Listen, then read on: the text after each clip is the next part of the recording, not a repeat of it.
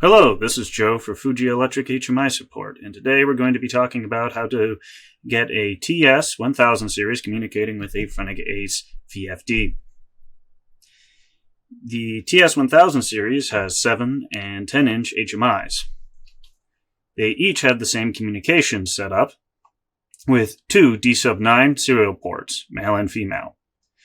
COM1 and COM3 can be used for communicating with the VFD, which uses RS-485.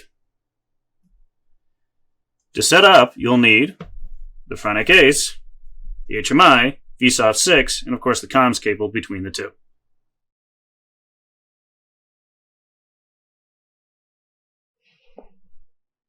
When using COM1, use this wiring diagram and flip DIT switches 2, 3, 6, and 7 on. When using COM3, use this wiring diagram and make sure dip switch 8 is on.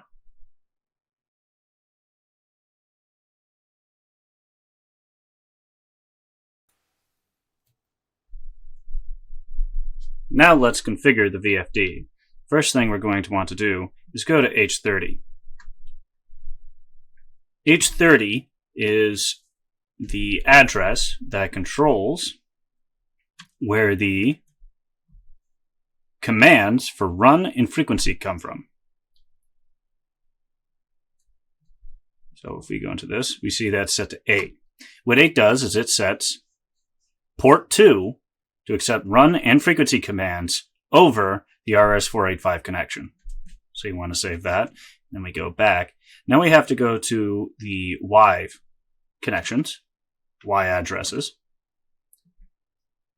And then, first we'll go to Y11. Y11 sets the station address. On the serial bus, we want station address 1. And then we'll go to Y20.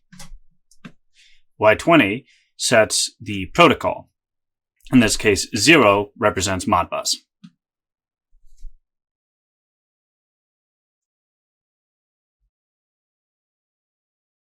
Let's start with configuring the HMI.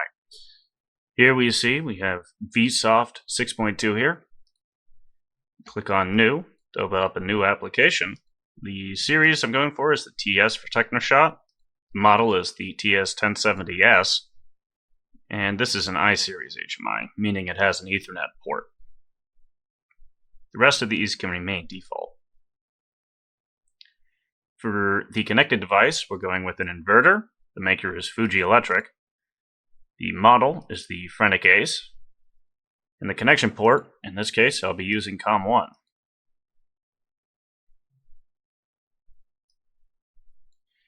Note that the default communication parameters are the factory default parameters for the FRENIC-Ace. So to start, we can place a switch. Let's open this up. We go to output device. We need to enable an output setting. In this case, it will be momentary, meaning that the switch has to be pressed down to set the action and the device to output to. So we'll open up this dialog, then we click open down here. As you can see here, the forward command is tied to S06-00, meaning the first bit in the word S06. And we could double click that to select. And that's forward. So next is the reverse. Go to output setting. We'll leave this momentary. Open this up and we just double click reverse.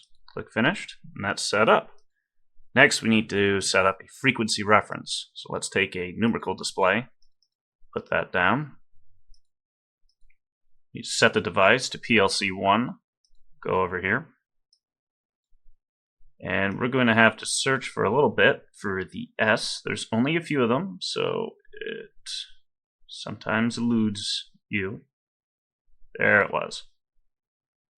So in this case, it's S05, frequency reference, and we can finish that. This also needs to be an entry target. So we want to display the keyboard. We need to register a new keyboard. This one looks good, and I want to display it off to the side here. So let's place it right there. Finally, let's transfer this down to the HMI. So we go to Transfer, then Download. I'm going to be using USB for communication here, and I can send this down to the HMI. That looks like it worked. Let's go take a look. And now we can see what it looks like when all together. Here's the HMI we just configured, and here's the VFD we just configured. Let's set a frequency reference. Let's try 2500 as the input. That becomes 25.00 over here. And forward. Let's reach speed. And the inverse.